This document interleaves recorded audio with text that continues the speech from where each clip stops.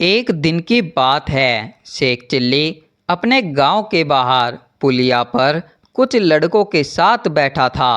मौसम सुहावना था और सभी लड़के हंसी मजाक कर रहे थे।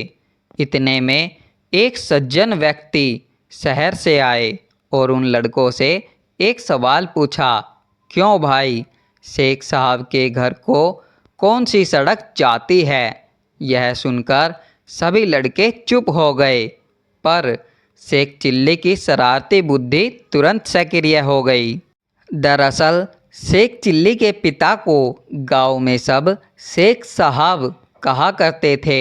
हालांकि गांव में कई शेख रहते थे, लेकिन शेख साहब के नाम से सभी शेख चिल्ली के अब्बा को ही पहचानते थे। वह व्यक्ति उन्हीं का पता पूछ रहा था, पर उसने जो सवाल किया उसमें रास्ता जाना शब्दों का इस्तेमाल किया था। शेख चिल्ली को उसी पर मजाक सूझी।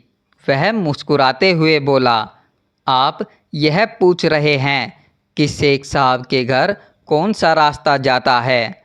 सज्जन बोले, हाँ हाँ, बिल्कुल यही पूछ रहा हूँ। शेख चिल्ली ने तुरंत उत्तर दिया, इन तीनों में से कोई भी रास्ता नहीं जाता। सज्जन हैरान होकर बोले, तो फिर कौन सा रास्ता जाता है? शेख चिल्ली ने मुस्कुराते हुए जवाब दिया, कोई भी नहीं जाता। अब तो सज्जन का माथा ठनका। उन्होंने कुछ गुस्से से कहा, क्या कहते हो बेटे, शेख साहब का यही गांव है न? वह यहीं रहते हैं न? शेख चिल्ली ने सिर हिलाकर कहा, हाँ, रहते तो इसी गांव में हैं।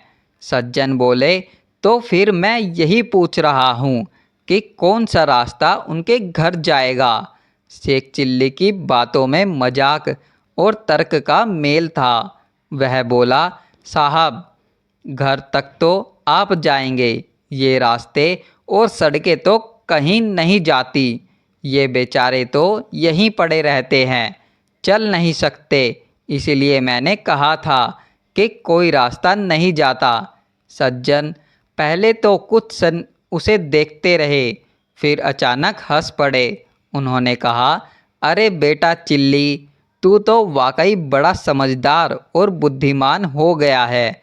तू जब छोटा था तब मैं गांव आया था, मैंने तुझे गोद में खिलाया।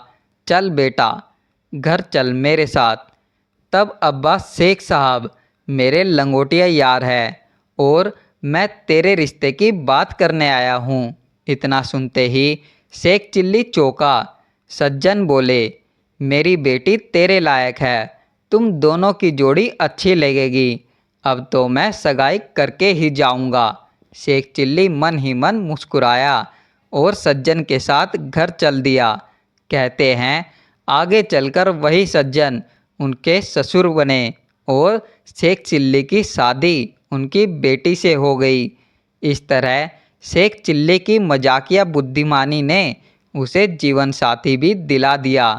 अगर आपको ये कहानी अच्छी लगी हो तो वीडियो को लाइक करें, शेयर करें और चैनल को सब्सक्राइब करना न भूलें, ताकि ऐसी ही प्रेरणादायक कहानियाँ आप तक लगातार पहुँचती रहे। धन्यवाद। मिलते हैं अगली कहानी में।